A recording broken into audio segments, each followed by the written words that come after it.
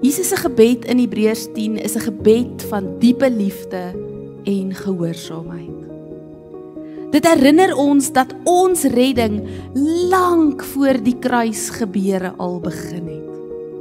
Dit het begin met 'n bereidwillige hart wat gesê het, kyk, ek het gekom, o God, om U wil te doen. Dink aan daardie brandweerman wat moes kies.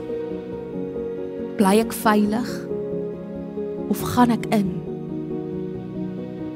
Jesus het vir jou die vuur binne gegaan. Nou vra God van ons, sal jy my wil doen? Sal jy sê, hier is ek?